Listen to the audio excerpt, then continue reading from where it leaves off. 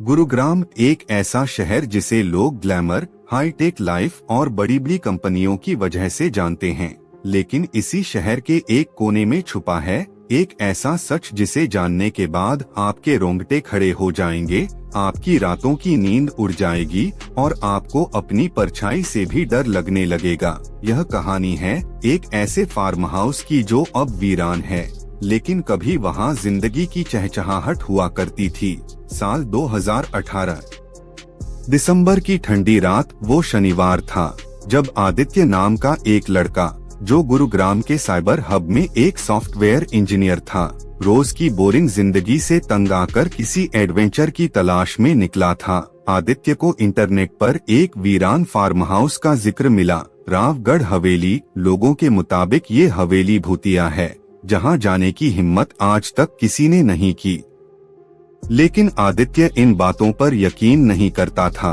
उसे लगा कि ये सब सिर्फ कहानियां हैं, अफवाहें हैं और कुछ नहीं। वो अकेला ही अपनी बाइक उठाकर उस जगह निकल पड़ा। शाम के 6:30 बजे। ठंडी हवा चल रही थी, रास्ता सुनसान था, चारों तरफ धुंध थी और बाइक की लाइट मुश्किल से 10 फीट दूर तक दिखा रही थी। जैसे ही वो हवेली के नजदीक पहुंचा, उसका मोबाइल नेटवर्क गायब हो गया।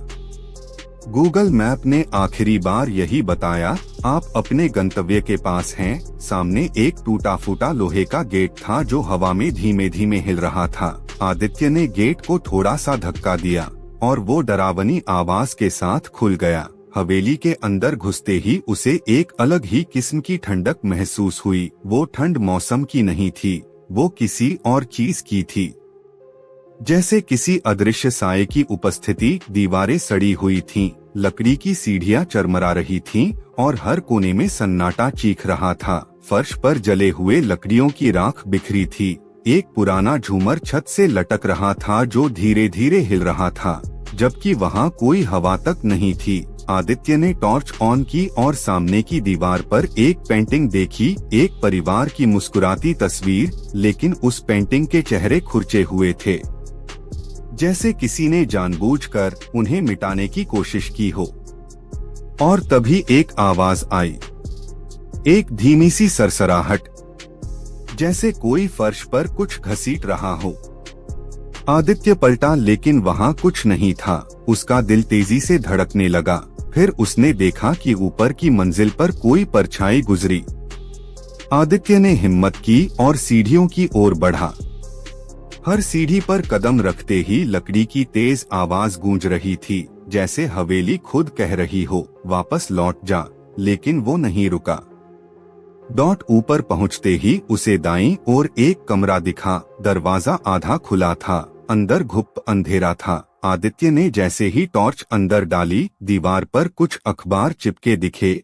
एक हेडलाइन थी, रावगढ़ हवेली में 7 लोगों की रहस्यमयी मौत, कोई सुराग नहीं मिला। अखबार की तारीख थी 14 जनवरी 1984 और तभी कमरे के कोने में रखा एक झूला अपने आप हिलने लगा, बिल्कुल धीरे धीरे। फिर एक तेज सीटी जैसी आवाज हवा में गूंजी। आदित्य अब डर के मारे पसीने से तरबतर हो चुका था।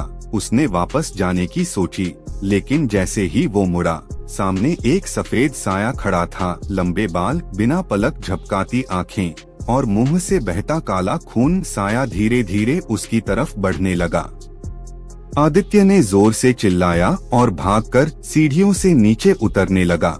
लेकिन अब नीचे की मंजिल में सब बदल चुका था। जहां पहले गेट था, अब वहां सिर्फ दीवार थी, कोई रास्ता नहीं बचा था।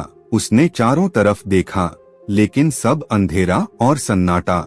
और तभी हवा में एक फुसफुसाहट गूंजी, अब तू यहीं रहेगा, हमारे साथ, हमेशा के लिए।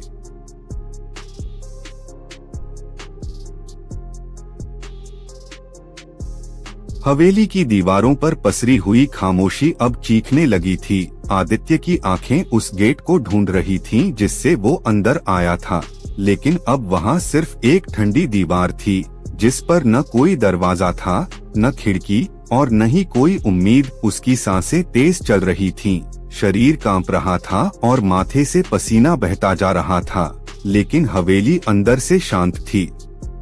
एक ऐसी शांति जो कानों को चुभती है।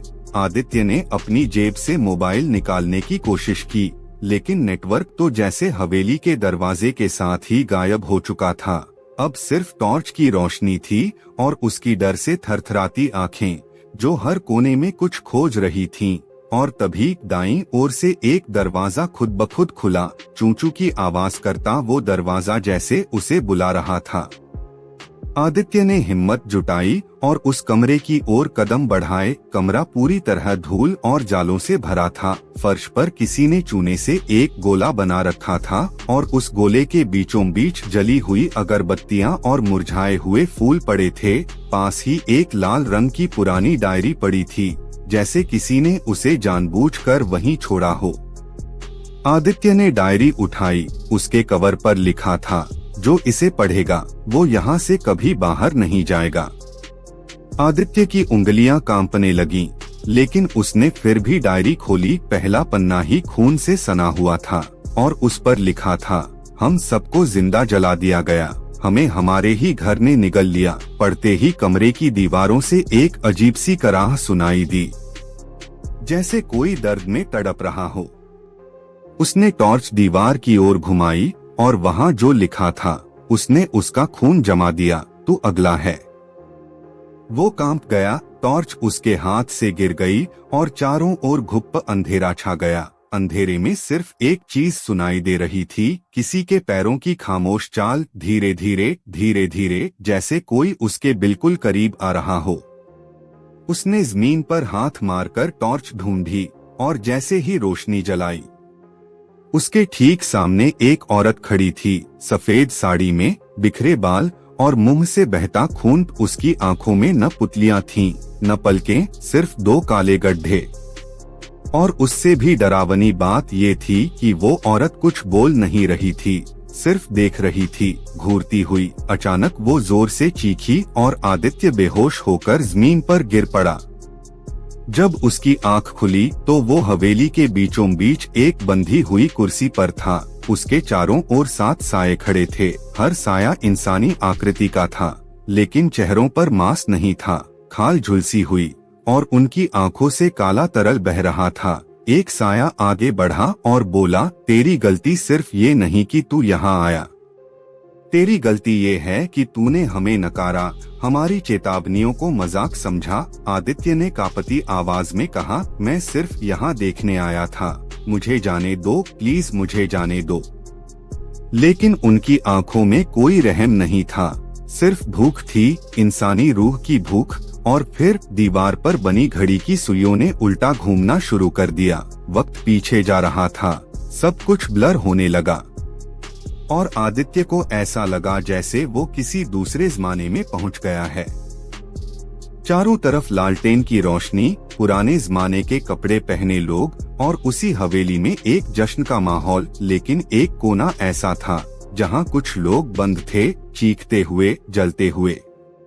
और हवेली के मालिक राव साहब उन्हें जिंदा जला रहे थे। आदित्य के कानों में वो चीखें फिर गूंजने लगीं और तभी एक बूढ़ी औरत की फुसफुसाहट उसके कान में पड़ी, ये हवेली किसी को नहीं छोड़ती, अब तू भी हमारा हिस्सा है। हवेली अब सिर्फ एक इमारत नहीं रही थी, वो जिंदा थी। हर ईंट सांस ले रही थी, हर दरवाजा कोई बात कर रहा था और हर कोना अब आदित्य को अपनी नजरों से घूर रहा था। उसके सामने जो दृश्य था वो किसी भी सामान्य इंसान की सोच से परे था। वो वक्त के किसी ऐसे हिस्से में फंसा हुआ था जिसे इतिहास ने कभी नहीं लिखा और भविष्य कभी नहीं समझ पाएगा। उसने अपनी आंखें मलने की कोशिश की, लेकिन न वो सपना था, न भ्रम, वो सच था। हवेली के आंगन में सैकड़ों लोग इकट्ठा थे, लेकिन किसी की भी आंखों में जीवन नहीं था। वो सब किसी अनदेखी ताकत से बंधे हुए थे। और तभी हवा में एक नाम गूंजा, विनायक। ये नाम सुनते ही आदित्य ने सिर उठाया। ये नाम उसने पहले कभी नहीं सुना था, लेकिन जाने क्यों उसके कानों में ये गूंज अजीब सी चुभ रही थी। उसी पल पीछे से एक हाथ उसके कंधे पर पड़ा। जैसे ही उसने पलटकर देखा, वो साया था जो पहले उसे कमरे में मिला था।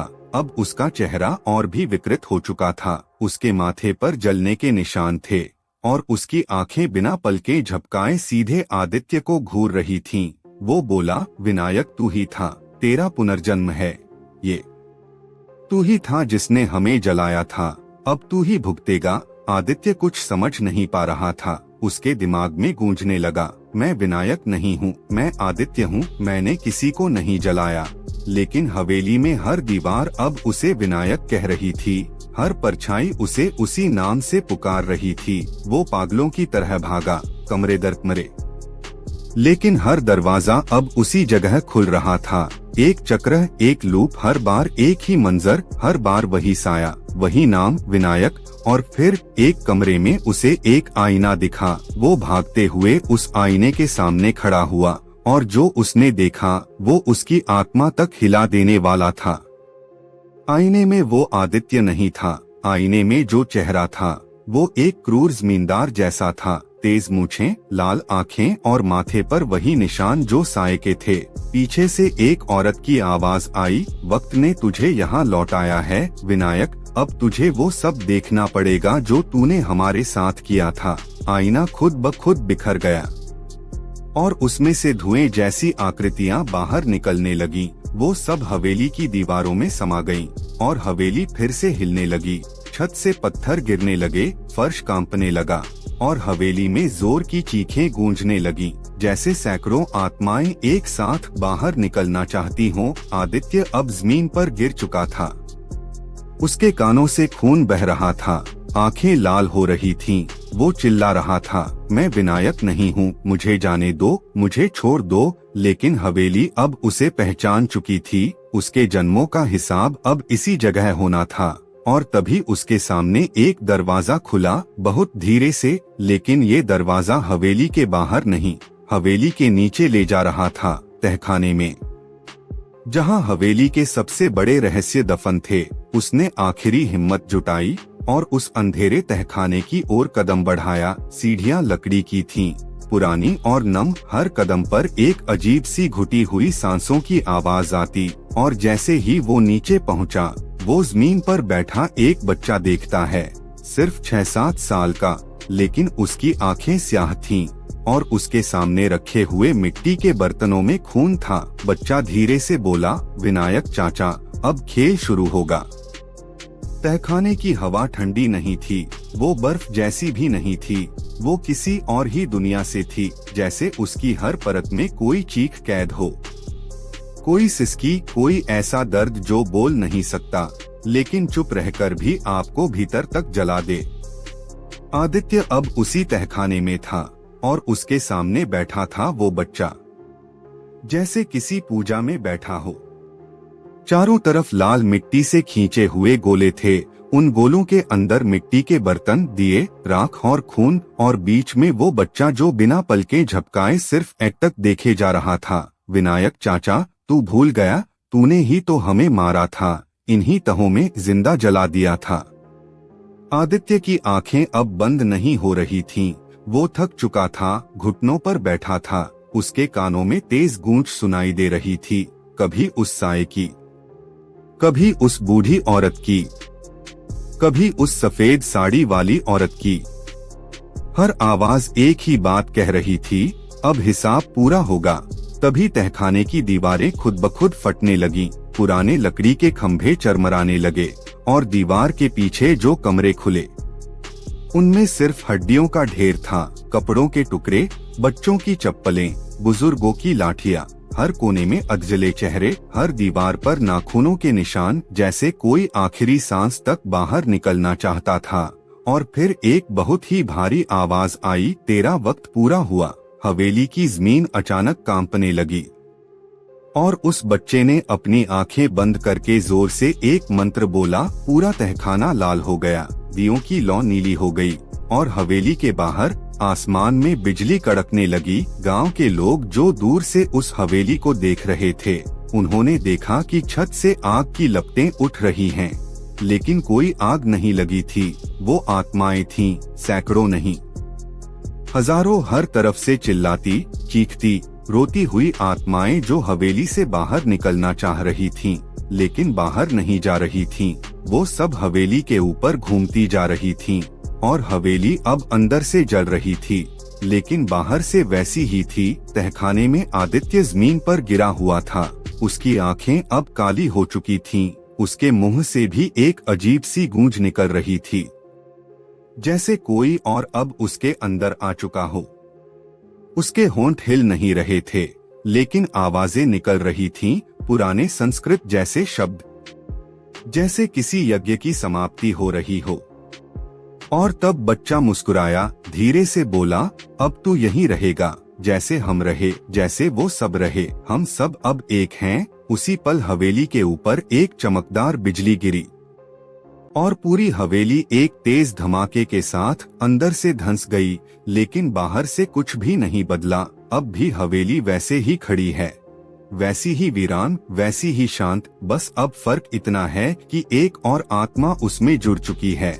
आदित्य अब उस हवेली का हिस्सा है। और अगर आप कभी गुरुग्राम के उस हिस्से में जाएंगे जहां जीपीएस काम करना बंद कर दे, जहां मोबाइल सिग्नल गायब हो जाए, तो समझ जाइए आप रावगढ़ हवेली के पास हैं। और अगर कभी आपको कोई सफेद साया दूर से हाथ हिलाता दिखाई दे, तो पीछे मुड़कर मत देखिएगा, क्योंकि वो आपको अंदर बुला रहा है। और एक बार आप उस हवेली के अंदर चले गए, तो बाहर सिर्फ आपका शरीर आएगा, रूह वहीं रह जाएगी हमेशा के लिए।